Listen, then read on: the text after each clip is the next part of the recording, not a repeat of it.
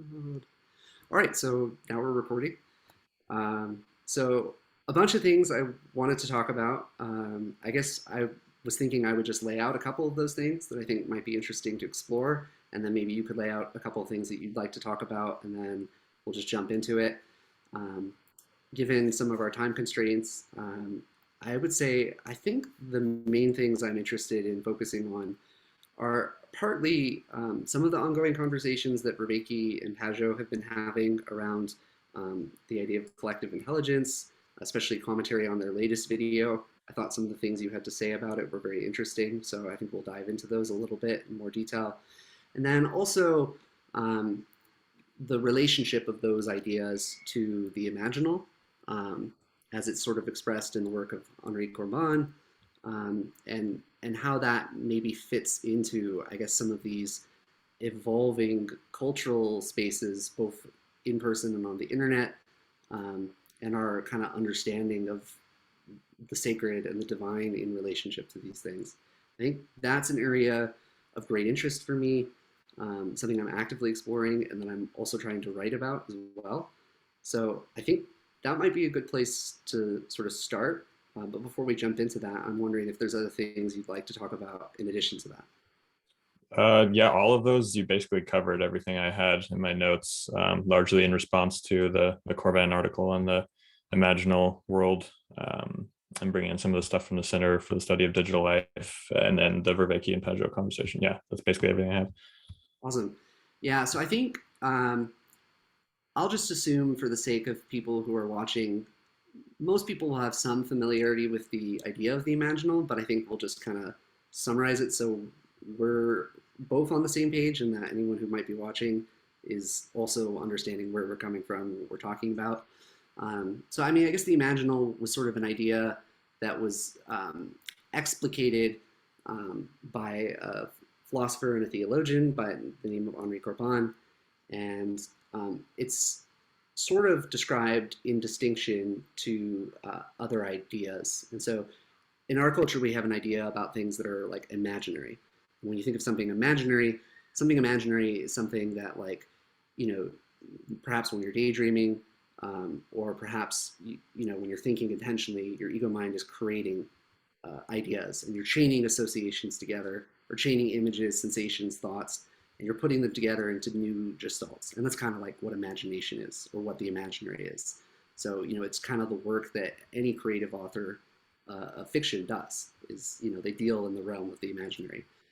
The imaginal is quite different in the sense that what it proposes is um, it's similar to the imaginary in the sense that you're delving into inner experience, and so it's encountered on the plane of the mind, sort of innerly, in an inner sense.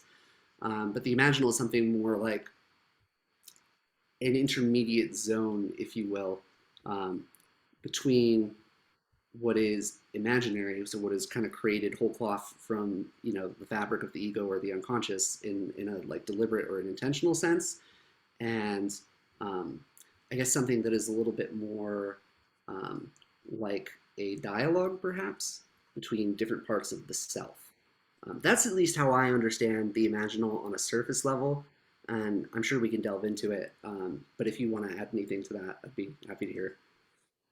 Yeah, I actually like that definition, although I got the impression more, maybe he speaks about the self elsewhere, that it was more he was claiming that it's an objective realm layered onto, but not spatially bound by the physical world. But I think using some of Jung's terms and his writings about kind of communicating with either the personal or the collective unconscious, it makes it more coherent or plausible for me to understand what he's getting at.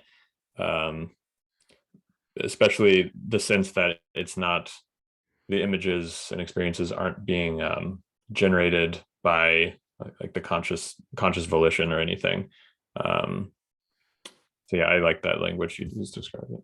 Yeah, so I think that's an important like distinction you bring up. In the work of Henri Corbin, the imaginal is seen as a plane of existence. So it's given some type of ontological status that is not solely or even entirely dependent on human consciousness. The idea is the imaginal is a realm in which we participate in, but it exists in some sense prior to and independent of our participation in it. Now, from the Jungian perspective, the language I use describing it as this kind of landscape of places in which you dialogue with different aspects of the self, there is a way in which those two have a meeting point in the middle, where in the Jungian idea of the self is not just you in this present moment, but it's sort of you in the past, you in the future, the whole totality of you. And I think if you externalize this psychology a bit, especially given a lot of the recent developments in cognitive science that look at the self as inactive and extended and embedded, you can exteriorize that psychology such that um, the self encompasses a landscape that includes intersubjectivity between you and between others, the kind of betweenness. Sometimes McGilchrist talks about that idea of betweenness, which is something like an emergent whole that arises out of interaction between others. And so the imaginal kind of sits in a liminal zone. It's a boundary point. And I think that's one of the reasons why it's associated with religious experience. And that's why someone like Henri Corbin, who is quite powerful theologian, coined something like that, because there is a relationship of I guess the experience of numinosity that is often associated with liminal zones, spaces, boundaries between spaces, transitional spaces. Um, and it became interesting to me because I encountered it in the context of an idea that I think has a lot of power, which is the notion of something being transjective, Yes. which is something that sits between subject and object. It's a term that allows us to bridge between the subjective and the objective. Because, like Vervaeke argues, I agree that much of our current way, I guess the term Vervaeke would use here is cultural cognitive grammar, which is, of course, a fancy way of saying the way we make sense.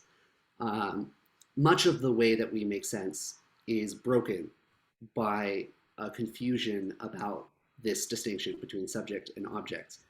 Um, and on the one hand, you have people who feel that anytime someone emphasizes the subjective, they're retreating into a swamp of like relativist nihilism. And then on the other hand, people who emphasize the objective over the subjective, people feel that they're kind of like holier than thou, standing up from the heavens, looking down, and then also disembodying and disconnecting, relations between people. And there's a middle way, of course, that I think we all intuitively grok in terms of our embodied experience, but is getting lost in translation when we bring up that embodied experience to the intellect. So the intellect is not able, under our current model, to integrate that. And I think the imaginal and the transjective are two ways to maybe perhaps help get our heads straight in relationship to our bodies. And that touches on a lot of themes I'm interested in, because in my own personal growth, one of the things I've come to understand is that from an early age, I've struggled with connection to the body and embodiment and getting the head and the heart in proper relationship with one another. And I think a lot of this conversation that's happening is about how we do that. And I think Vervaeke and Pageau, to give an example, have very different ideas about how we go about doing that. So it's interesting to play with those ideas, to see the wisdom in each and to see how we might arrange them together to select the best wisdom of both. So I don't know if that generates any thoughts, but that's my spiel about that. Yeah, it reminds me again of McGilchrist's work, where the more subjective and the initial presencing would be the right hemisphere, and then the kind of abstraction and supposed the attempt to get at objectivity would be the left hemisphere, and then maybe in some sense the imaginal and the transjective, which I do think have some overlap in their functionality, would be kind of the return to the gestalt of the right hemisphere, having integrated the left hemisphere's analysis and kind of dissection. And then I know Pageau has like the term incarnational thinking for this union, or the union of heaven and earth, as he calls it, like the patterns of reality, which Corbin would say belong to the intellect, which is like the third or highest, most abstract sphere, and then Earth being the body or the physical senses. And then in some sense, maybe you could see the joining as the imaginal or the transjective and the symbolic, which Corbin also speaks of as he talks of integrating those two other realms of cognition, um, which I also thought was interesting. I don't know if you want to go into that or if that sparks any thoughts.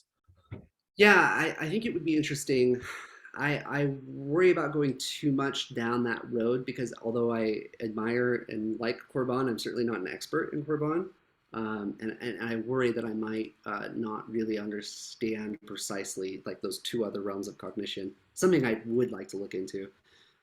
So something interesting that occurs to me, I guess if you were mapping Vervaeke's terminology onto Pageau's idea of incarnational thinking, it's almost as if the transjective is Christ, or Christ embodies the transjective more appropriately. Yeah, like I think when Pageau talks about, I think using Maximus, the confessor, as each thing having a logos which binds its um, I mean, in some sense, using the traditional terminology of form and matter together. Uh, but each thing has its own unique one. And I know you said you didn't know too much of Corbin's work, but I think what Vervaeke also uses from his work uh, would be related to the idea of the divine double. Like each thing has its own logos, its own divine double, which is simultaneously kind of its formal cause and final cause. Um, It's a and I think collapsing of that distinction. yeah, in a sense. And I would be interested how that relates to the well, I know this is bringing in even more, but in Whitehead, there's the idea of the superjective lure of God, where in each actual occasion, there's a kind of the divine lure, which is kind of calling to the always legitimately partially free creature to move toward a direction of increasing complexity, unity, and intensity of experience. So I wonder if those three are all kind of related in a way. Yeah, that's interesting. I'm really glad you brought that up. Yeah, well, so one thing I think is important because I always want to, as much as I can, take these ideas and concretize them, or at least to link them or bridge them to embodied experience. One thing that's interesting about what seems to be kind of like the phenomenology of a lot of sacred or visionary experiences is there does tend to be a sense of a beyond towards which one is in relation to. And often that relation is one of aspiration or one of pulling or being drawn. And one way I've heard this described, I think C.S. Lewis talked about this um, as his experience of his relationship to God. It was something like um, he was the mouse and God was sort of the cat, and he was trying to play like hide and seek or something, but the cat was always there, or something like that. Hmm. I'm touching the analogy. Um, but it was basically the idea that he was always, in some sense, trying to run away from God, but God was always one step ahead of him. Um, this kind of thing pulling him towards some direction, towards some kind of end. And I think that partially explains the way in which so much of like religious revelation in many traditions posits some kind of final end, right? In Christianity, you have something like the second coming. In Judaism, you have the Messiah, right? The prophecy of the Messiah who will come to liberate. Um, and then, like even in the Quran almost like jumpstarts that and says, "All right, the end is here. This is our revelation. It's the end." There seems to be a regular tendency of that, and I think it might be related to the phenomenology of some kind of pull towards like as you I think as you described it's like a greater unity or cohesion with that divine element. Um, and I guess the double is sort of like the aspirational image or the image of your aspiration, I guess, like the image of who you could become um, if you became all that you could become, so to speak. Which sounds a lot like Peterson, a little bit as I say it. Uh, Hmm. but there's something to that. I think that perhaps you could think of the transjective as a way of understanding how these different ideas are, I guess, how these different ideas manifest. So, and I think that bridges well with Pageau's idea of the incarnation. If we think of Christ as being a figure who embodies the transjective, which is to say the proper relation of the subject and the object, um, it allows you to incorporate both the personal and the impersonal in religion, right? And it allows you to manifest them. Because I think one of the ideas is that um, one of the things we notice is that there are some people who cleave to the personal in religion, and that causes them to fall into certain patterns of error. And then there are others who cleave to the impersonal, which also causes those to fall into other patterns of error, right? If you're overly impersonal in your approach to religion, it can make you cold, aloof, perhaps overly distant from like intersubjective experience. But then if you're overly personal, then you're getting enmeshment, codependency of various kinds, or I guess Daniel Siegel, he's a great neurobiologist. He talks about this as integration and differentiation. And I really like that terminology. And so he studies interpersonal neurobiology. And so he talks a lot about how it's important for us to navigate the relation between like being integrated kind of within, being solidly cohesive as a single self, and then also being differentiated in one's relationships, so that one's self is not just contained in the boundaries of the skin, but is a sort of a flexible or fluid or dynamic relation between the integrated self and the world. And I think there might be a hemispheric relationship there to some degree, or at least the hemispheres would approach that in different ways. Um, so this is a bit of a rambling response, but I guess in summary, I would say that I think the transjective is a way of understanding how, in some sense, the world stacks between different levels. How different levels of the world or different levels of being, if that's a meaningful idea, come together and come apart is through this kind of transjectivity. Um, and then perhaps these other ideas are manifestations of that.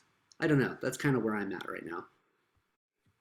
Yeah, I think that makes sense. And I know Vervaeke talks about the combination of, or the optimal balance between integration and differentiation, also like efficiency and resiliency as complexification. And I think that also relates to Whitehead's superjective lure of each actual occasion moving toward greater complexification that is a balance between the integration and differentiation. Yeah. So there's this actually dovetails quite nicely with an argument I am kind of working on. So this is very much speculative, but it'd be good to get your feedback on it, and it's definitely relevant to the conversation. Um, in cognitive science, there is a lot of debate and discussion every few years about what the purpose of the brain is. Um, it's something that comes up often. Lots of different neuroscientists and cognitive scientists propose different answers. Um, the general, I don't even, I don't think I can say there's a general consensus because there's so many different ideas. Um, but I will say the general theme tends to be the importance of the brain for coordination. So bringing together, um, coordination of the body, bodily responses and behavior, but also, you know, coordination of minds together, like cooperation. And what you emphasize, it seems, is based more on what your specialty is, whether you're, an anthropologist or or a ethologist, right, or like an evolutionary psychologist. But the general thrust seems to be coordination. Um, and I have an argument I'm working on, and I think the argument is something a little different, which is that coordination is a part of it. I think in some ultimate sense, what brains are doing um, when you incorporate kind of like the subjective element in addition to like the behavioral element is there is a sense in which um, I like to use this term realize that Vervaeke uses in the double sense he uses it. So like to make real, but also to cognize. Um, And I get that my perspective is something like this, and I'm working on the way to phrase this properly, but this is what I have so far. It's the idea that the brain realizes a landscape of possibility. And in its realization, the landscape expands. So the landscape of possibility grows. It's not static or definite or limited in some ultimate sense. It's ultimately growing. And I would say, what say divides human brains from other animal brains or other organisms' brains is the rate of perhaps diversification, or the rate of the expanse of the landscape of possibility is dramatically higher in human brains, say, compared to like the brains of other organisms. Something like that. It's a very tentative idea. So I don't know what that generates for you, but I think the main motivation for it, or the main inspiration for the idea, is, I guess, the fact that um, as cultures evolve and change, landscapes of possibility open themselves up, right? And so possible experiences, possible ways of being, possible technologies, right? All of these continue to grow as cultures change. And by evolve, I don't mean evolve in a progress way. So I'm not making a progressive argument here. I'm not saying that um, there are cases where the landscape of possibility closes as well, um, but that the tendency is towards an opening um, of possibility. And that tends to be the general tendency. I don't know. I just think it seems to fit very well with a lot of the subjective like experiences um, of of just people in general. That there is this pull, right? Kind of like the divine lore that we were talking, the super lore, the divine that we were discussing. There seems to be this pull in a direction towards a greater expansion or openness. And it seems, in some sense, like really fundamental.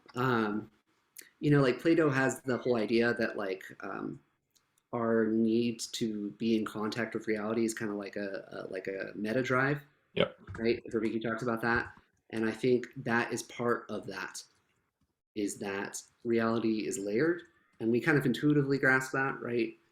When you're a kid and you put together a puzzle, the pieces are usually huge, right? But as you get older, the pieces get smaller and smaller, right? And so the layers and the complexity increase, even though it might be the same picture. It's the puzzle pieces get smaller and more complicated. So it's something like that, that there is this drive towards complexification to diversification. And the way I'm thinking about it is it's a realization, which is to say both a development of and a cognization of the landscape of possibility. And I mean possibility in a very broad sense. Um, Hmm. so I don't know. That's kind of an interesting idea that I've been playing with for a while, and I don't know. I'm thinking about writing I don't know, some kind of paper on it, maybe publishing it in the philosophical psychology journal, just to see like what people say. It's just like I'm kind of working on that as a side project, I guess, right now. So it might be a while before I have anything that is in a publishable state. But that's the basic argument, and I'm playing around with that. I really am just trying to explore areas in the cognitive sciences, maybe evolutionary areas, but then also like more present day areas to, I don't know, bridge that together. So that's what I'm thinking. I don't know what are your thoughts? Yeah, that's interesting. I think there's a lot in that overlapped with my intuitions as well. Are you familiar with Greg Henrique's work with the Tree of Life? Yeah, so I'm not intimately familiar with it. I watched, I think, one of his lectures with Vervaeke, or not a lecture, but one of his videos. I think it was in the consciousness series where they Mm, delved into the model, and it seemed like there was something that aligned with my idea in that, at least towards the, I guess, the latter half of the model when you're getting to the human level um, of knowledge, where there is this like complexification and diversification, and like it's kind of like almost like an asymptotic boundary, like it's a yeah, limit that's always being approached but never reached in some ultimate sense. yeah, and I think like language is the key factor that distinguishes the humans. Like his model starts with what the in chemistry, and then goes to biology, life, and then cognition. So like encephalization of most animals with spines, and then the distinction for humans is culture, where there's the coordination of multiple minds through language, and that affords the increase in complexity outside the current time and place, through the symbolization. And I mean, he calls culture like a justification system for decisions, but basically it allows for coordination amongst groups as opposed to individuals. And both like Pageau talking about this in terms of the principalities of like a city as being a unit, and then also more recent evolutionary uh, thinking, and like David Sloan Wilson with group selection, multi-level selection, where groups will cooperate in order to compete, or individuals will cooperate to form a group that outcompetes other groups through language, culture, religion. So that allows for yet another stack of complexity. And then I know someone like Jordan Hall and Greg Enriquez and Vervaeke are talking about the potential, thanks to the internet, of the next layer in that stack, which obviously we don't know what it would be since we're not there yet. So that's highly speculative. But I think a lot of what you're saying makes sense. It does bring up the question to me regarding Corbin about the imaginal realm changing or evolving with culture, whether it does, which is one of the critiques I think I brought up with Pageau before, where because you mentioned it does seem as though there's new possibilities that arise through cultural change, and I agree that there's no new possibility without the closing down of prior possibilities in some sense, even if the overall total of possibilities is higher. So it seems to me that if the imaginal is, certainly if it's transjective, and then also if it like participates in human cognition, or vice versa, then it would seem as though it would have to change somewhat. And I think the idea amongst a lot of the traditionalists, maybe, which I'm not that familiar aside from what we went through with Nasser, the idea that the realm, I guess the intellectual realm also, but that one perhaps makes more sense for like the basic constituents of physics, assuming they don't change, which maybe they do slightly. But the intermediary realm of the imaginal that Corbin talks about, I think, assuming that it's static in some sense, is what causes a lot of the like the pushback to new cultural forms, even though they should rightly be criticized perhaps for falling into too much of what McGilchrist would say, like the left hemisphere overtaking the right hemisphere. But at the same time, that wouldn't neglect the possibility for new forms that would in some sense allow for greater complexification in a healthy way.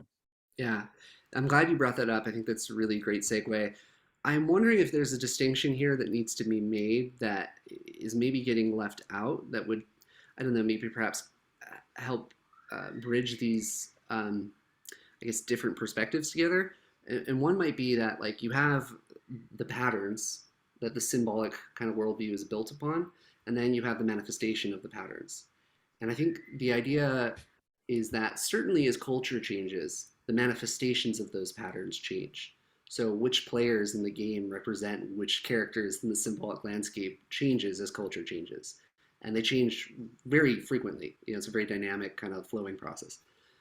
I think the traditionalists, their perspective would be something more like, yeah, the manifestations are always changing, but the basic patterns are still always the same. So the idea would be like the patterns are perennial, whereas the manifestations are parochial, or Mm-hmm. something like that. Now, what is complicated here is that we're talking not so much about the manifestations of the patterns, but the landscape from which the patterns come, Yeah. right? Like the source of the patterns. And then the question is, as our culture changes, as society changes, as technology changes, does the source from which these patterns arise, is that also shifting too? Is the nature of the landscape in which all of this manifestation occurs. Is there something about that that's different? And that is a very interesting question, one which I'm more sympathetic, I think, to your position, perhaps to a position that more or less someone like Vervaeke would argue, than I would be to the traditionalist perspective. Um, but there are certain things that I think the perennialists have right, which is to say there are certain kinds of problems that are eternal in some ultimate sense. And I think those are the problems that are best characterized by the ones that opponent processing systems address, right? So, there's always a need to balance integration and differentiation. And there's no optimum level that you can reach where it's static and fixed Yeah. because it's a dynamic process. I guess any process that requires dynamic change moment to moment to sustain itself is open to that perennial problem, or a host of those perennial problems, where there are never ultimately fixed values upon which you can land. There are only just adjustments that have to be made on an ongoing basis as experience and culture and society change. And so that pattern, I think, is the same. But how it manifests, which characters play it, in what ways, is always changing rapidly. And if there's any major critique I have of cultural conservatism, I think it's a confusion of the pattern or the manifestation, um, Hmm. where there's an assumption that the manifestation of the previous generation is the same and was the same before and will be the same always in some sense. And it's kind of best characterized by the conservative person, not in a political sense, but the conservative person in a more like closed off, like, sticking to Big tradition. five. Yeah. Um, it's I feel like it's best characterized by the person says, well, we've always done it this way, and so that's the way it should be. Um, when historically that's almost never true. The Right. always done it this way. Like, no, you go by it far enough, it's almost never true, right? So that's a complicated question. I am open to the idea of the basic patterns changing. I guess the question would be then this: if the basic patterns did change, what would that look like? I guess how would we sort of understand that? I guess if we think of the imaginal as this intermediate zone between the subjective and the objective, what I'm thinking is that the relationship to or understanding of that relationship is what's changing, and how, I guess, what does that look like? I don't know, because I Hmm. have like kind of a very abstract notion of that is not especially concrete in my mind. I don't know. So I'm curious what if that juggles any thoughts. Yeah. Well, one thing I always think of regarding, for example, Corbin's idea of the imaginal realm is objective and in some sense separate, especially if you don't take the kind of mediating Jungian idea of it being part of part of the self. Is like, did that realm exist and in what way did it exist, like before Homo sapiens, for example. Yeah, um, and I know some people like Rupert Spira, for example, or not Rupert Sheldrake, the guy who came up with the morphogenetic field theory, yeah, argues that angels evolve. I haven't read his work, or I don't know what he means by that definitionally anyway, but so that would be an example, I think, of what I was proposing as a possibility of the change of at least the imaginal, maybe not the intellectual, like the physics patterns changing. right. um, as for what that would look like, yeah, it's hard to say, but some of my comments on Vervaeke and Pageau's talk also were on similar things. Like, if it requires a conscious, like, human participation in the pattern for it to manifest, then when that's not occurring or before humans existed, what is it doing? And then also, if you understand culture as um, like the next level in the stack of complexity, according to Greg Henrique's idea of the tree of life, as opposed to individual minds, then you can see the development of culture, at least not necessarily changing the patterns themselves, but as you are saying, the manifestation of the patterns due to either the communication medium for language changing, like from oral to scribal to print to electric to digital, or the physical environment changing such that the manifestation of the patterns look, maybe to conservative uh, temperaments, as though the patterns themselves are being fiddled with when It's just that the context for the manifestation is so different that they require a different expression in order to function. And this is one of the critiques I make of like Pageau's thoughts on environmentalism, and one of his talks he did, where he basically implied that the wild itself has no value, like it's kind of potential out there that in the traditional societies they wouldn't have a reason to think, especially agrarian societies, that it was finite in a global sense, whereas we now understand that that is the case. And so a kind of resacralization in the animistic sense that hunter-gatherer societies, tribes might have done for like local herd populations, maybe whether you want to say it's eternally true or not, I would say it is, that they have some level of sacredness functional for the survival of that group. Yeah, those are some really interesting thoughts. I'm wondering, there might be an analogy here that's helpful. Have you heard of like internal family systems therapy? Mm-hmm.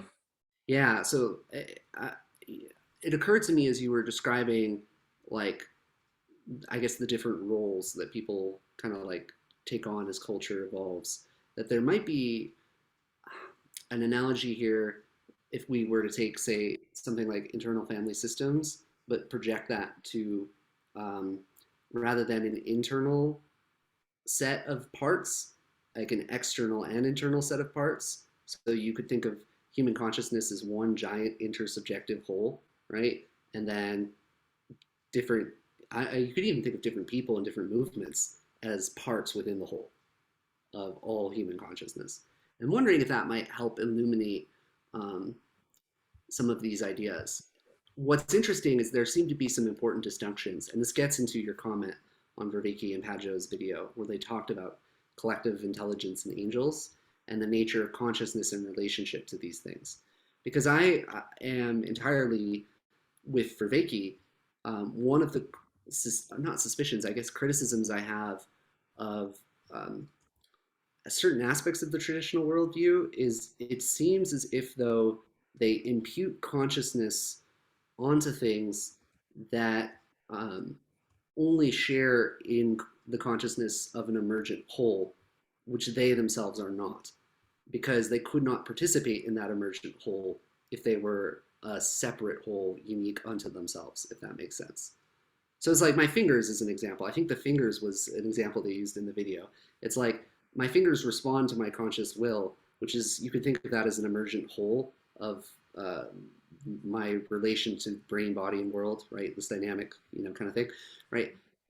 Um, if they themselves were their own conscious wholes, they too would have like a kind of separate sense of self and identity that would then interact with mine, and it would then become this like I don't know what's the term I'm looking for, almost infinite regress, like, or infinite feedback, I guess, right? It would create a kind of feedback that would be incompatible with my coordination as an entire like self-individuated singular organism, right? Because it's like I've got lots of bacteria that are within me, so there's no Right. problem with all sorts of life, which may even have a conscious element within me, right? But the kind of consciousness that I think for like someone like Pageau is talking about, this sort of like self egoic kind of consciousness. I don't know, and perhaps maybe it's a Pageau has a different way of understanding consciousness in that sense. Is maybe like Yeah, that's what I wonder. consciousness, right?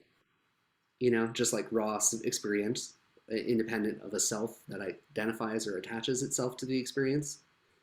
Um, I don't know, but it seems that there was a little bit of confusion in Pageau's idea about like these kind of collective intelligences being conscious in some sense. Seems like there's a distinction that needs to be made there, because I think Vervaeke rightly pointed out that there is, it would suggest that these things only have existence that is like mediated by human beings.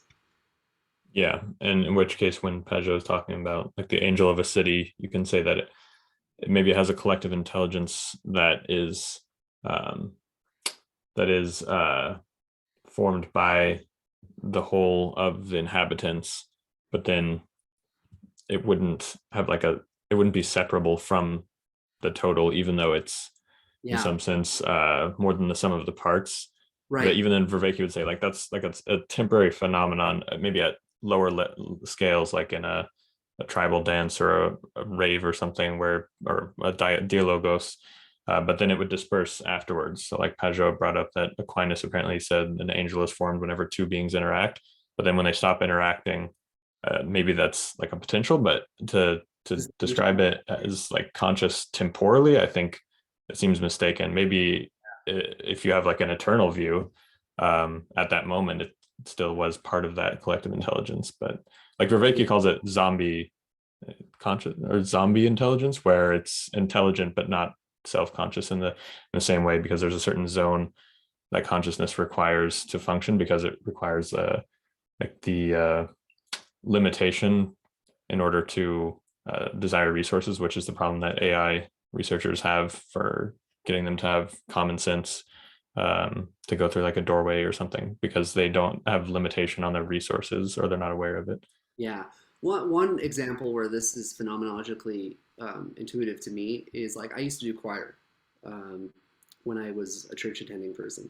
And I loved it. And one of the things I noticed is that when a choir was really, really tuned in, where we were all really in sync with one another, um, there did seem to be that kind of experience, which people in, like the Reiki talk about in Dialogos, where there's like almost this emergent third whole, that is more than just the interactions of our individual voices.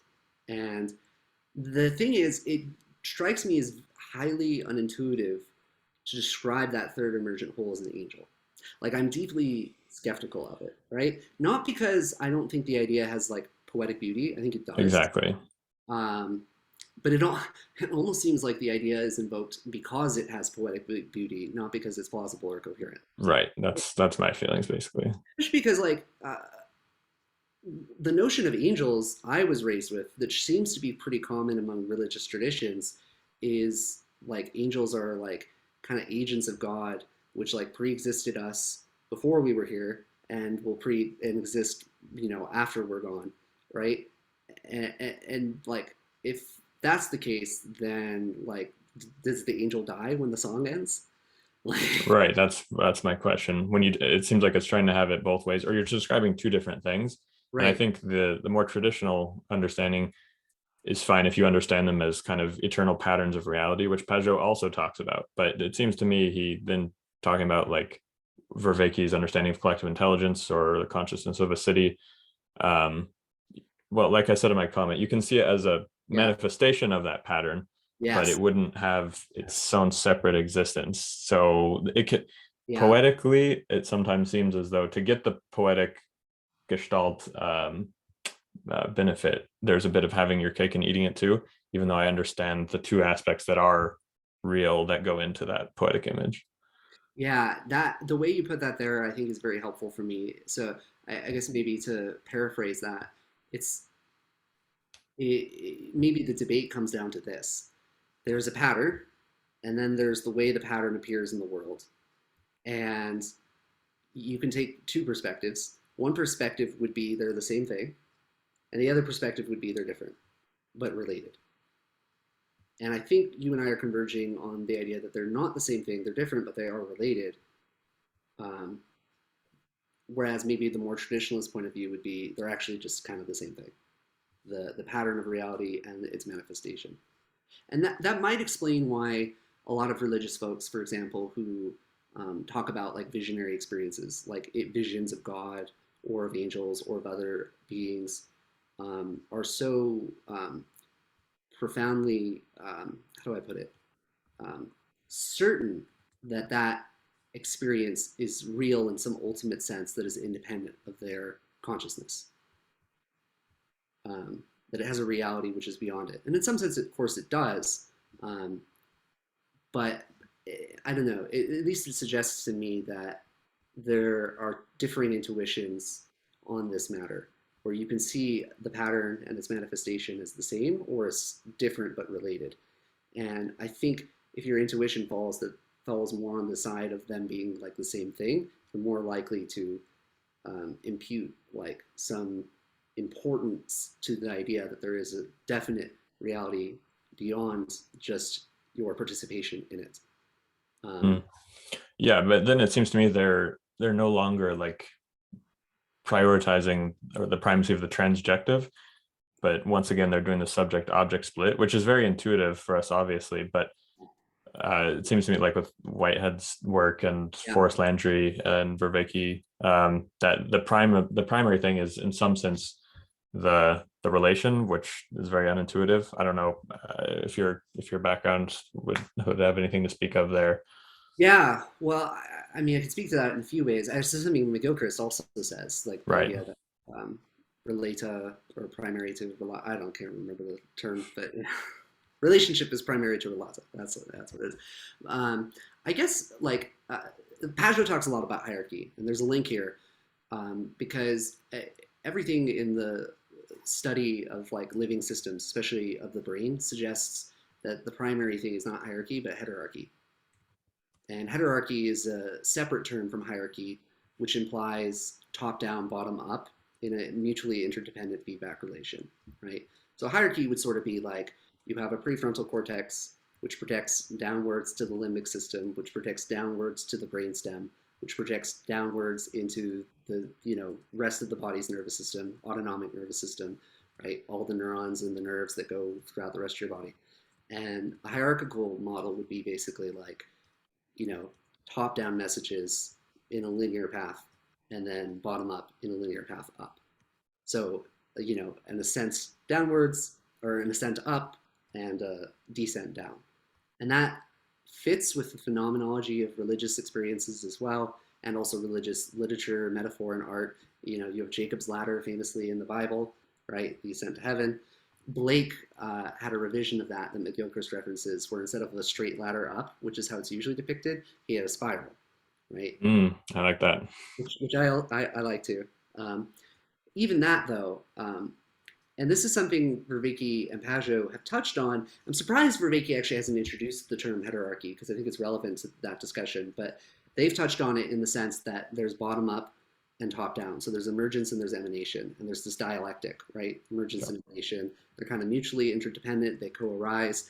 And Pageau would say, yeah, that's incarnation. It's the union of emergence and emanation, the perfect or proper union of the two. Um, and I guess my response would be that sort of takes the form of a heterarchy, like that proper union of emergence and emanation is heterarchical. It's not hierarchical. And if there were any place where I think I disagreed most profoundly with Pageau, it might be here. Although it's hard to say exactly because I'm not sure quite how he would respond to this if I were like to talk to him in person and be like, "Hey, what do you think of this?" Because part of me wants to say that if I said this to him, I think he would probably say that um, I'm abstracting too much in the sense that I'm not like understanding how this applies to lived experience. Yeah, exactly. Phenomenologically. And lived experience in the phenomenology, he would say, fits the hierarchical model better. I don't agree. Because I don't think in our lived experience, like, yes, we have mentors and we have, relationships of hierarchy all throughout, like, the animal kingdom, right? Not just in ourselves. And they're functionally very useful in some important sense, but these are not absolute hierarchies. Like, people always recognize that the hierarchies of, like, human beings are deeply functional.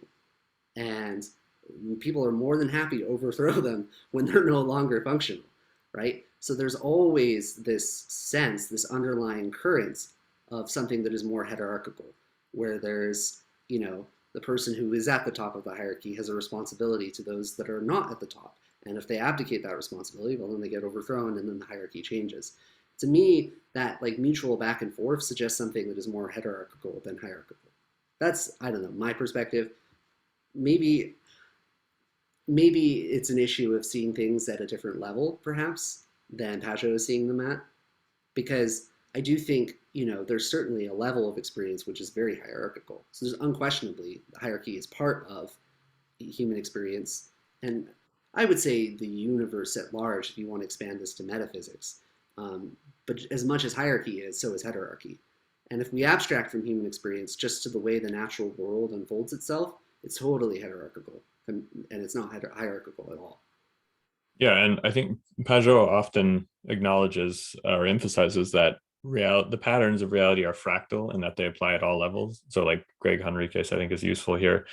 And so, if you can show it at the biological level, I don't necessarily think he would deny it intrinsically. I think in some sense he's just using the word hierarchy to encompass some of the accurate aspects of what you're getting at. But I do think maybe just because of like the subconscious associations with the word, and because I think he feels a need to reestablish the necessity of it, he often goes too far down the road of like emphasizing the top down at the expense of the bottom up. Also because of kind of the left hemisphere scientism that just you can see like ticks him off clearly. But I think he doesn't quite account for a way in which the bottom up can reform the top down in a kind of organic and efficient way. Like he'll say, yeah, if the top down aspect is not functioning, then you're going to get a revolution. But it's never normative. Like his system seems to have no healthy way for there to be like what do I want to say, significant or fundamental reform. Like he tells the story of a nun who knew a priest was corrupt and keeping concubines, like barging into his room and then asking for forgiveness, but never directly acknowledging that there was a prostitute in the room. And I made the argument that to someone else I was talking to with that this maybe given the position of women at the time was perhaps the best thing she could have done in multiple senses for like not getting into trouble herself. But in our at least in our current culture, which I think has some benefits, like Charles Taylor on the ethic of authenticity, I think you can have a kind of respectful not just like criticism of corrupt institutions or leaders or authority, the top down aspect, but even things like nonviolent civil disobedience, for example, which I'm not sure his model like affords the possibility of, which I think is one of the problematic aspects of it, and maybe a lot of very conservative traditionalist institutions or hierarchies in general. And I would hope that the kind of, especially in the sciences like brain science and ecology, understanding of hierarchy would inform potential new more complex and forms of hierarchy or social organization that allow for more of a communicative relationship and reform from the bottom up. Yeah, I'm in agreement there. I think that what I notice among those who buy into a similar model is there is a sense in which um, they might argue um, that one should prioritize the hierarchical structure over the bottom up reform. That when those are in conflict with one another, one ought prioritize that. Mm-hmm. Um, the thing is, of course, very few people have the courage of that conviction in an ultimate sense, because if the top down becomes dysfunctional enough, then most people are like, all right, let's restructure. Um, but when you're thinking about more like low level social change, in the case of something like nonviolent civil disobedience, right? I can't imagine seeing someone like Pageau coming out in strong support of a movement that was predicated on that. You know what I mean? Like it would be a real surprise to me if he did, um, Mm-hmm. even if the cause was legitimate or something he kind of agreed with. And I think it's that understanding of the margin and the periphery. Um, the idea being that like uh, in some ultimate sense, the margin is necessary, but is still to be distrusted, because that's the role that that's the way the story is supposed to unfold in some sense. Yeah, I think he almost has a kind of what do I want to say? Like he conflates the margin and the center as a axis with virtue and vice as an axis. And to me, it almost seems like the center and the margin are kind of horizontal. Like the center is here and then the Yeah, margins are on the sides. But then the center can still be corrupt, so in vice, and then the margins can actually be virtuous, like the wise hermit in the forest who doesn't participate in society. And I think he would have to acknowledge that as symbolically yeah. valid. And that's why I think there's kind of a danger of equating or equivocating between marginal and like impure or sinful or whatever. Here's what's bizarre about it is the ethic of Christianity, to my mind, seems to be the opposite, right? Like throughout the New Testament, the whole time Christ is saying, like, no, no, no, the margin or the center is corrupt. Like the margin, blessed are those on the margin, right? Because the people he picks in every case are the people that are the most hated in that social group in that time period, right? He dines with tax collectors, right? You know, people who have betrayed their fellow Jewish citizens, you know, in favor of the Roman occupiers, right? Or like, you know, like prostitutes in that time period, right? Or so on and so forth. So it's a little bizarre to equate virtue and vice on the same axis that you have the center and the margin, at least if you're coming from a Christian perspective, because the Christian perspective in its most radical form is literally the exact opposite. It's like the center is vice and the periphery or the margin is like virtue. Um, And I think that inversion is also a mistake, and that's his criticism of woke politics. And I think that's valid, but I think he's almost kind of over tipping too far in the other direction to compensate, because yes. he sees that as like the corruption of Judas saying we should give the money to the poor, not to wash the feet of Christ. But of course, he was wanting to keep the money for himself. I So mean, that's like a materialistic greed issue. But he's also saying the issue of trying to put the margin in the center is problematic. Which, yes, I agree, but without explicitly making it, he does seem to imply that the margins are also associated with vice and the center with virtue.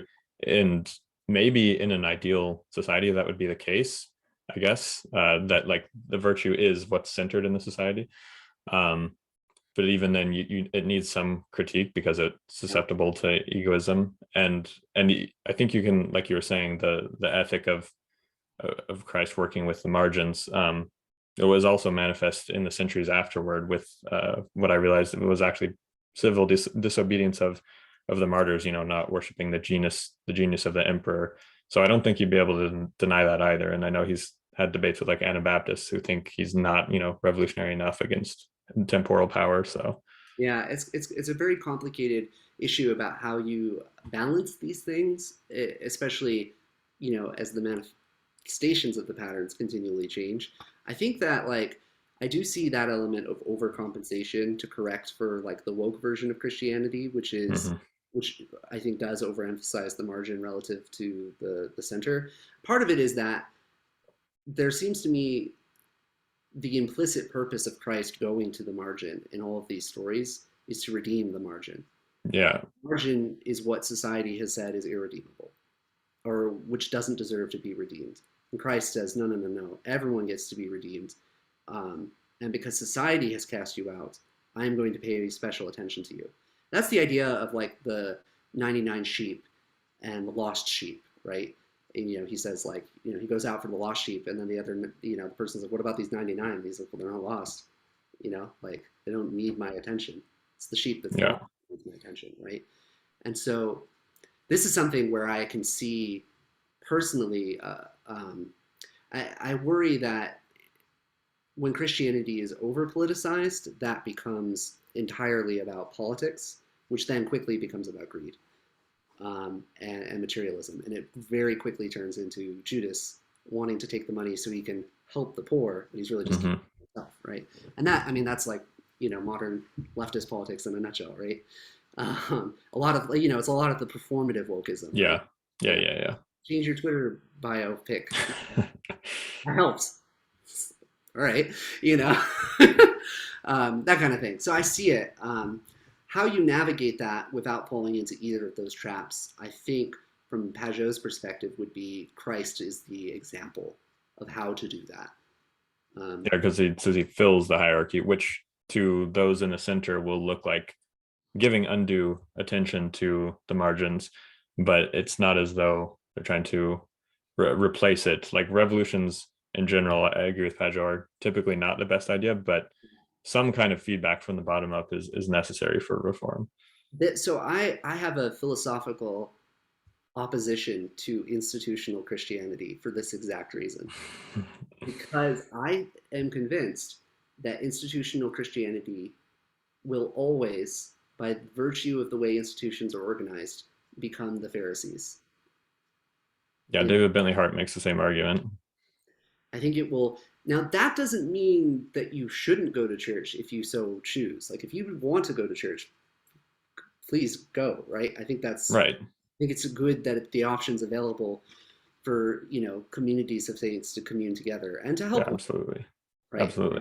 And that is the way in many cases that the margin gets served is in the churches, right? That's where service to the margin happens often. But it's certainly not the only place it happens. And it certainly isn't the most profound place I think it happens, because it's just as much the case that there are many people in the margin that are served conditionally by churches, you know, in exchange for like attending or getting baptized or other Mm. things like that, right? You know, at least when the service is taking place within the church, right? So it's great when churches obviously go out to the community and stuff, and it's something I try and do as well when I can. Um, so it is a reason for me to have kind of a deeper rejection of even the idea of institutional Christianity. Like I think the arguments people make about Christ establishing a church when he, says, "Upon this rock, Peter, I build my church." I think those arguments are very thin, personally, based on the scriptural evidence they quote, which is really just that one passage. um, Yeah, and I mean that alone, even if you accept it, doesn't necessarily flow out to all the details of like the hierarchical organization of what that will look like. and how it should look. Yeah. Yeah. And part of this, I think it could also be indicative of my own bias, having come from like the Mormon church, because like that's as hierarchical as a church possibly can get. Mm. There are no churches that are more hierarchical than the Mormon church, because every Wow. person has an active calling, and the callings are structured in levels from the local community all the way straight through to the very top, like the presidency of the church. Hmm. So the presidency has a quorum. That quorum has 12 people. Then that quorum oversees another quorum of 70, and there's 12 quorums of those 70 people. Those 12 quorums oversee all of the stakes in the world. Those stakes oversee the local bishops, which is basically the equivalent of a pastor for a local congregation. And then the bishops oversee every single calling for every single adult member. Wow. Yeah. So like as far as hierarchy goes, it's as hierarchical as it gets. And there's a lot of people in the church who would say something like, "When the prophet speaks, the thinking is done." That's a direct quote. Hmm. Uh, and so you can see why this was not ideal for me. Um, um, and so there's a bias there, and so I have to be cognizant of that. I mean, I think like Vervaeke, he's quite cognizant of the fact that he has his own bias that comes from his upbringing. Um, so yeah, but I think this has been a wonderful conversation. I We're probably going to have to bring it to a close here. I feel like we could talk for so much longer. Um, I guess in summary, I think the main things we kind of harped on has to do with that relationship between the imaginal and kind of like the divine double, the uh, the lure of God, the super or something. What is the term again? Superjective. Yeah, Whitehead's idea of the superjective lure in each actual occasion toward greater complexity, unity, and intensity of experience. And then maybe the relationship between those ideas and realization of possibility, and also And the traditional, the I guess the ontology is there. and the uh, transjective. did you have any like closing thoughts or anything that you wanted to There was one small point I say? didn't get to on your idea that Yeah. more conservative people about angels often equate the pattern with the manifestation of the pattern. It made me realize that that's almost a rather nominalist way to think about it, which is very anti-traditional in a sense, as opposed to the gradient of the very general abstract pattern and then the particular manifestation, which I think is more Platonic, more Neoplatonic, more accurate anyway. Yeah, no, I agree with that. I think the way these tend to manifest, in terms of what people agree to or what they don't agree to, I think contradictions abound throughout. One of the things I noticed when I was first getting really into, say, something like, I had a period where I was really into panpsychism. The more and more I explored, the more I realized the limits of what I was exploring, and then all these internal contradictions. Like, I had one idea, like I had kind of the sense that consciousness was unique in its individuality in a subject, but also like, I guess they call it the combination problem. Like I ran Mm. into that problem with panpsychism, and I realized that my idea was like not really true panpsychism. It was just a bunch of contradictions, and I feel like that's been my experience of like just exploring these ideas in general. Like when I start to really land on one thing, it doesn't take long before I'm like, oh wait, there's a contradiction. There's one belief that I have that definitely doesn't fit with this. And so I think it's always a constant process of continual evolution, continual dialogue. Um, Yeah, like I had the constitutive panpsychism idea where it was just a separate substance along with physical form. And then I listened to Bernardo Kastrup. I don't know if you've heard of him, but he has some good yeah, critiques as analytical idealist, which I don't necessarily agree with either. But then he, as apparently McGilchrist, has kind of chastened his views to something in between, and I'm closer to McGilchrist between the two again. Yeah, yeah, I'm in a similar space. I don't know if you got a chance, but they had a long, long debate on this channel called Theories of Everything, Vervaeke and Kastrup. Did you ever yeah, look? that was great.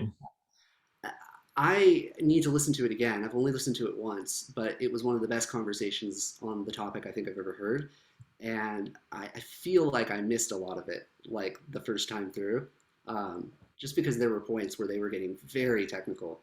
Um, and it was like, oh man, like I gotta slow it. I gotta like listen to this at half speed. Uh, but it was interesting to note how tense the conversation became at certain points. Yeah, early on, I'd never seen Vervaeke close to mad, but he looked pretty fuming. I was shocked. Yeah, he was like, no.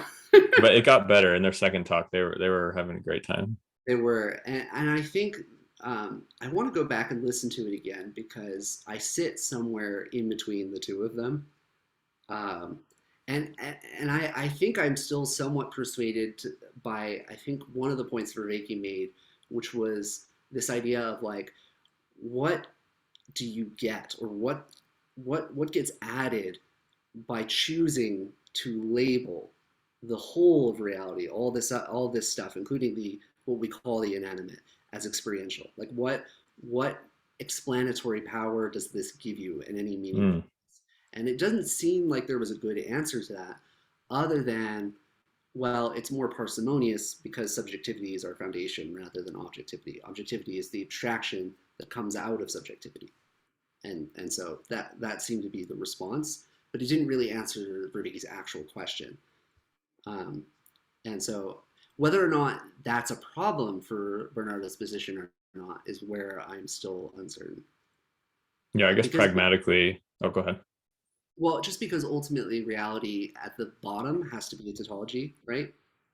Um, which is to Like say, at a certain eventually, we have to reduce to a monism. something like that, right? Like at a certain level of explanation, you go beyond explanation. I guess is something like Mm, that. hmm. And Yeah, it's the idea that all explanations rest on assumption, yeah, yeah, uh, yeah. some level, if you go There's far some enough. level of epistemic circularity because you have to trust your own memory and reason to make claims.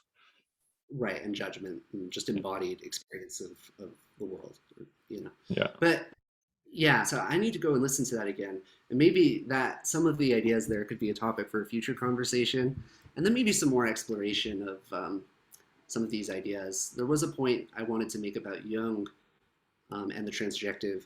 I think a lot of what he does in the Red Book. I don't know if you've read it or not. He has a lot of these inner visionary experiences, and in one of them, he interacts with like a host of like the dead, which are like hmm. symbolic projections of these people who need redemption because the religious teaching they had been offered in their life was not sufficient for them. So they were trapped in some sense. Um, it's almost a little bit like the ghost whisper idea. Like the ghost has unfinished business, and then Hmm. you resolve their psychological thing, and then they go off into the beyond, right? Um, that dynamic is playing out in one scene in the Red Book, and it's a series. It's called Seven Sermons to the Dead. Jung gives them a series of sermons where he offers them a metaphysics, a worldview that's complete where theirs was lacking, and it gives them the peace, so to speak, to like let go and move on, or to stop bothering Jung, because Hmm. the premise is they won't stop bothering him until he gives them this sermon. I think that insofar as the landscape of possibility changes, perhaps these kinds of visionary experiences change. Yeah, I think so. And I don't know if there's been empirical work on this. I doubt it because it would be somewhat difficult to conceptualize how to do it properly. But it makes me wonder if the kinds of visions or visionary experiences, even dreams that people have had, have changed over time, right? So like, in today's culture, I guess one example would be probably in today's culture, people have dreams with robots in them more often than people would have 50 years ago, right? And I guess you could think of that as a quasi-scientific way of tracking how the symbolic landscapes in people's inner consciousnesses are changing. Something like that, maybe.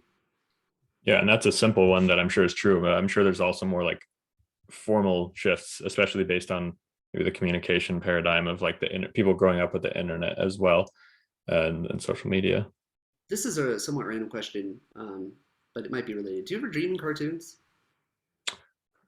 Well, I've dreamt of characters that are fictional that I know of are, they're not live action, But like but I just appear as cartoons, like they would like in a cartoon show or a movie, like an animated cartoon. oh, like it's appearing as a narrative before my vision and I'm not part of it, you mean? No, no, not like that. I mean to say the characters look as the in the same way as animated characters look like cartoon animated, like hand drawn animations, like Disney style animations. Right. Yeah, that's a really good question. I feel I, like there's I, not a distinction in my dreams between that and supposed live action. It's almost somewhat in between if I think about it right now, but yeah, I don't know. I wonder about it because I was thinking about this the other day. I have a set of recurring dreams that are I guess my most common recurring dreams, and they're Harry Potter dreams. So and it's they're always different. So it's not the same dream. It's Hmm, just in the same universe with interesting. with the characters. Often I am a character in Harry Potter, or I'm myself, but just transposed into the Harry Potter universe and participating. Um, and it's all different plots, different stories, different things like that. Um, but I had the thought to myself, um, as a kid, I was a big, big Disney kid, and so like I just lived on Disney as a child. And there's a couple of Disney movies that have always been really profound for me. Lion King is one of them, just because I think Rafiki was the first sage figure I ever encountered. Nice. Nice. He was my first sage, and the sage has always been kind of like my north star in life. It's the archetype to which I aspire. Yeah, Um, First time same I here. had an experience of psychedelics, I had almost a quasi vision of that. It was almost as if it was like telling me that could be you, but get to work. So I was like, oh man, um, Yeah. I love and hate the archetype because it's intimidating. I think um, because I come up against a failure in some ultimate sense all the time, or just the gulf. As I learn more, the gulf between who I aspire to be and who I am in the present seems to be ever increasing. So there's a little bit of a kind of despair in that. Um, but of course, I comfort myself with the knowledge that wisdom is not a thing that you ever attain or reach. So Yeah. it doesn't even make sense to pose it in that way. In fact, the Right. fact that I'm posing it in that way is a sign of the lack of it. Right. That would be like the left hemisphere as opposed to a movement toward that direction. Yeah, yeah. So I try to remind myself where I can that it's the journey that takes precedence. I was interested in what Corbin would think of lucid dreams, especially where they're not being generated by the will in terms of the imaginal realm. Um, I or wonder if he ever about wrote about that. I don't know if I wouldn't be surprised if he's addressed it. Although lucid dreaming is a relatively newly described phenomenon in terms Hmm. of like psychological science. So I don't think when he was writing they had a term for it yet, like a formal Hmm. term. But certainly people had written about it. Like lots of people have known about it for thousands of years. And like the Tibetan yogis have this whole dream yoga that you do, which Oh yeah, yeah. the lucid dreaming technique. Um, I wonder if that, to me, it strikes me as a way that you might more intentionally practice something like internalizing the sage, almost like in an active imagination sense. Like you go into a dream, maybe you meet a sage in your dream and you speak with them in the dream, right? Yeah, When I I can see that. I don't really have a well developed visual imagination. I'm pretty sure I'm aphantasic entirely because I can't generate any visual imagery in my minds. Really? On command you can't? I can't do it at all. Oh, It's just, and jeez. actually, the only time I ever have that is in dreams. I have it Huh. nowhere else in my experience. But what I do when I do active imagination is I do it through writing.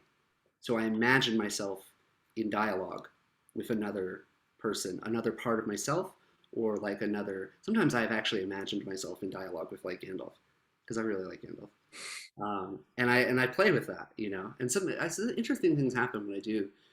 It's one reason why I really like poetry because that's kind of how I get into my right hemisphere mode, especially because like I would probably say I'm overly verbal in my orientation, so it's a little easier to do that.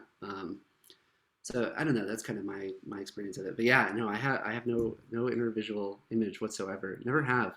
In Interesting. fact, for the longest time, I didn't even know people did.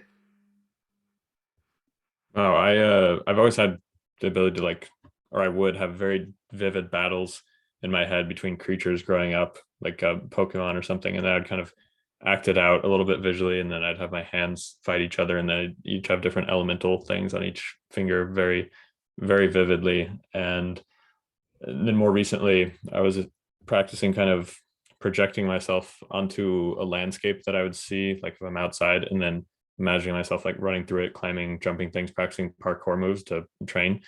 mentally, and then I'd be able to do the sensation of like grass or metal or wood would I would be able to feel that fairly vividly.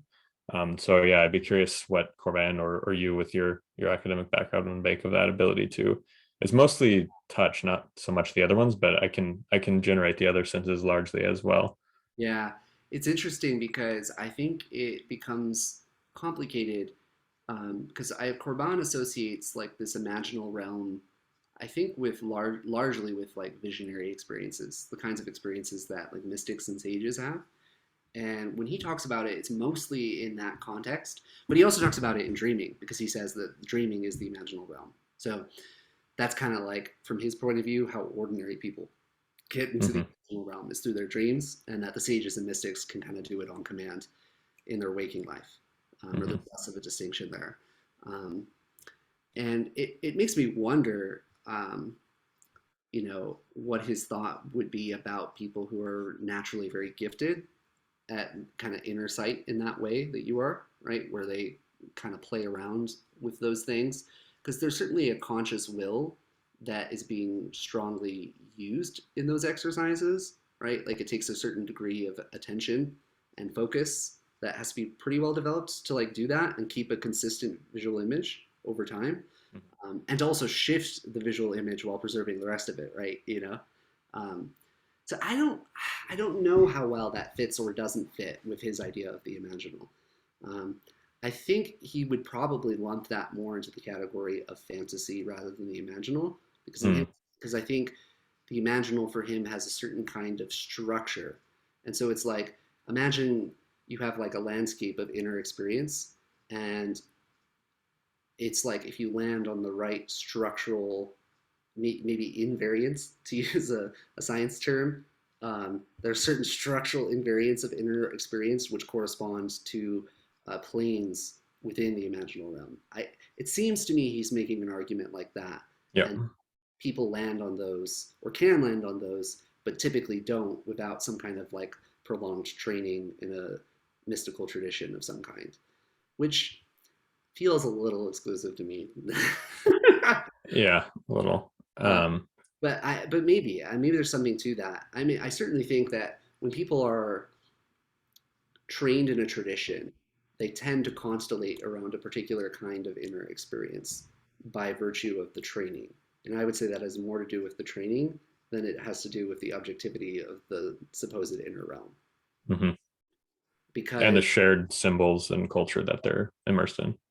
because then it's quite difficult to reconcile the diversity of inner mystical visions across cultures Right.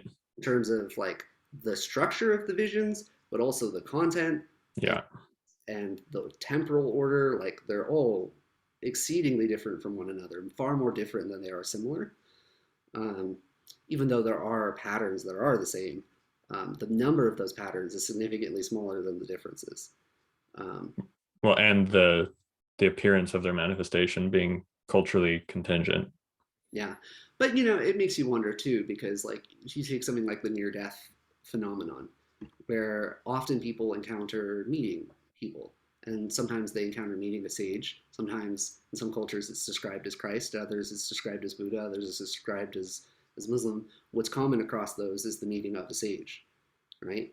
And so there's lots of ways you can interpret what that means. One way I understand it is that you are in a kind of projective, transjective, imaginal sense, you're encountering your aspiration in a concrete form. Yeah. And I did like how feel free to interrupt me if you need to go at any time. How Corbin said that the imagination is firmly balanced between the other two cognitive functions and symbolizes the world that the others, sensory knowledge and intellective knowledge, correspond to. So it's kind of like a control that keeps the imagination from wandering into fantasy, which I like because it reminded me of Vervaeke talking about like the governing and then the enabling constraints. But then it brings up the question, like the fact that the physical sensory aspect, which he argues is present in the imaginal, but it's like all one thing somehow. It seems essential for the imaginal to properly function, and so like why would the physical or sensory exist at all if it's not in some way necessary and interdependent with the other two cognitive functions? Mm-hmm. And then like I guess you could say the imaginal and intellective exist as potential without the physical, but they're only actualized with the physical senses. Like does the experience that I have projecting myself into a field and feeling the experience of grass and metal, would that not just be, would that only be possible because I have a memory of those sensations in my past physical experiences? Like if someone, for example, was kept in a room of soft fabric, Right. would their imaginal experiences have the potential for sensory Could things they, beyond that room? yeah, could they have an imaginal experience of the grass under their feet if they Right. were, That's what I'm wondering. yeah, it's an interesting question. I think there are certain things where the answer to that question would be yes, and others where the answer might be no. And so, like, just as an example, you can take like mice, for example, that are like raised, let's say, in an isolated environment, like I don't know, laboratory room, so they've never been outside, and then you take the odor of a cat and you put it in the room, and they freak out and panic, right? So there are certain things that are like pre Yes, for sure. sort of wired. So it makes me wonder if something like I could certainly imagine that you might project or imagine the feeling of grass under your feet and can still have that experience if you've never experienced it in real life, but it might not take the same shape that the real life, Yeah. right? Like, so I mean, I think people do this a lot. This one's kind of funny, but I used to do this in school all the time, where I was bored or waiting for something. Usually after a test was done, and I was just waiting for the rest of the class to finish. I'd be like sitting there, and I'd be like imagining, all right, the shooter comes in. What do I? Goodness. And the fantasy, of course, was always absurdly unrealistic because it involved me doing some flying kung fu karate chop across the room, narrowly avoiding all the bullets, and then pulling the gun from him and then punching him to the floor. But like those visions or those imaginative fantasies had a lot of like intense emotion attached to them, and although they weren't visual in nature, in my case, they had intense feelings with them. So, like for example, I was talking to a friend once about the aphantasia thing, and he was like, and we both love fantasy, and he was like, wait, so you're telling me when you read a book, it's not like a movie in your head? I was like, no, it's not a movie in your head. Right. And he was like, that sounds terrible. Why do you even enjoy reading? And I was like, well, uh, I mean, when I watch a movie on a screen, it's not in my head exactly. I'm not seeing the movie again in my mind's eye. I'm just seeing it. And as I'm seeing it, I'm experiencing the emotions.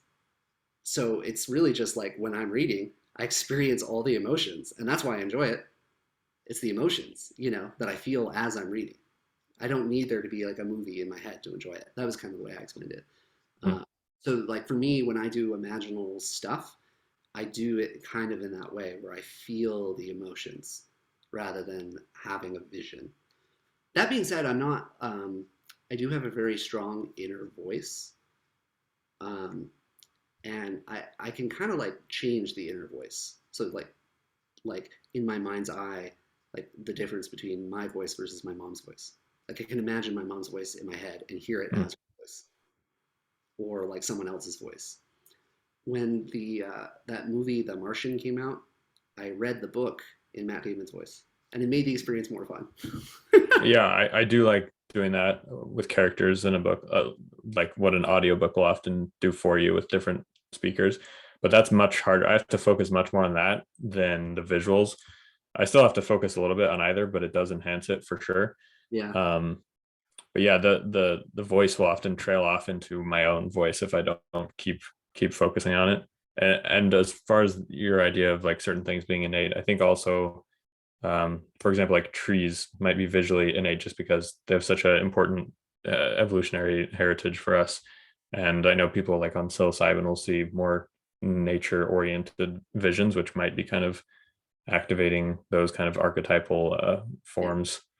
Well, it's also true that blind people still dream in many cases, and they see things in their dreams they're unable to see in their waking life, which would suggest, um, at the very least, like uh, that there are aspects of the visual cortex that are able to like project to your association areas in the brain, Yeah. that still can create consciousness of vision, even if you don't have any vision because your eyes aren't working properly. And then vice versa. I don't know if you remember Bernardo Castro talking about the big example he uses for his theory of the woman who has multiple personalities. One of them is blind, her eyes are functioning. The part of her brain that sees shuts off when that arises and she can't see. Yeah, there's another thing similar to that called, I guess it's cortical blindness, where it's actually brain damage to the cortex. Okay. The eyes work, and the people are able to navigate in the world without seeing. So, like, Hmm. they'll walk in a path and they'll avoid an obstacle if you put an obstacle in their way, but they will never claim to have seen the obstacle. And like, Wow. you'll have the patient, you'll say like, okay, just walk over this way, and they'll be kind of nervous because they can't see anything. They're like, I don't want to hit anything, and they're like, don't worry, you won't hit anything, and then they'll avoid the object. And sometimes they'll do really dramatic versions where like they'll put something like in the whole way of like a doorway that they have the person walk through, and the person will like lean against the wall, squeeze past it, and then afterwards the person says, "Why'd you do that?" And he says, "They always are like, I don't know, I just felt like walking that way." Oh, so what are the eyes for then if they can't see through their eyes? um, well, no, they are seeing through their eyes. It's the cortical blindness. Okay, okay. So they just don't recognize the fact that they There's no are. conscious percept. Okay, okay, Right? So it's okay. vision without consciousness of vision. Interesting. Yeah, yeah. So it's like the eyes are intact, but the visual cortex is damaged beyond kind of repair, and so they are That unable makes more to, sense. yeah, have a conscious experience of vision. So I mean, it's great because it dissociates a sensory experience from the consciousness of that sensory experience, and that distinction is fundamental to understanding consciousness. Like Yeah. it's like it's the main way experimentally people do it. They use a technique called binocular rivalry, where what happens is, when you kind of like, you have the two eyes and they integrate the vision together. But if you put one image and you project it to one eye, and the one image you project to the other eye, and you separate them, so one eye sees one image, one eye sees the other, what happens is you don't see both images at once. You switch back and forth. So you see one, Hmm. then you see the other. You see one, then you see the other. So what they do is they put people through that paradigm. Then they look at brain activity. How does it shift when you go from one image to the other? And they look at shifts in brain activity, because the idea is that you can locate the neural correlates of at least visual attention or visual awareness of the percept, because it's the same percept. The percept is never changing. Like the visual Right. percept is never changing. It's just the perception. So then you can say, well, the only brain activity that changes in this paradigm, we can localize that and say that is a neural correlate of consciousness in potential. The challenge is it's really hard to do that, to identify the brain activity that changes only in that context and not in any others. Hmm. Because how do you know it doesn't change in any others? You have to do like a bunch of different like controls and things like that. Um, but that's a way that people, from a neuroscience perspective, study consciousness. They try and do things like that, so they can identify neural correlates. Of course, this has nothing to do with solving the hard problem. So but the scientists are just like, it'll happen eventually. I'm Yeah. I'm more skeptical, but Yeah.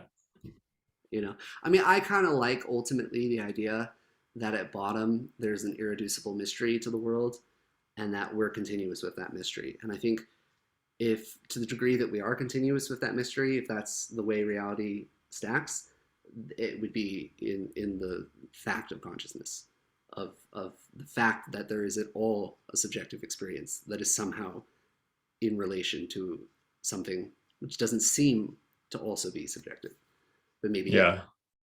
Yeah, that's where I'm at, but I don't have all the training to make me more interested in trying to find it out. So it's easy for me to just say, oh, it's well, at root, it won't be solved, but I still admire like Greg and Vervaeke having that whole series circling around, getting closer to the hard problem.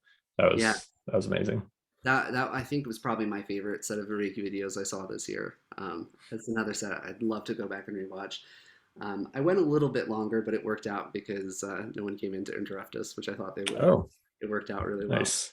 But it was just there was too much there that was just of interest. So I'd love to talk about this more and to expand some of these topics at a later point. So I'm sure we'll set that up probably sometime mid-semester. I'll reach out to you.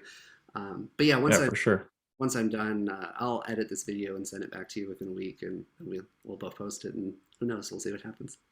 Yeah, sounds great. Sounds great. It was good talking to you. Yeah, you too, Mackenzie. Bye. See ya.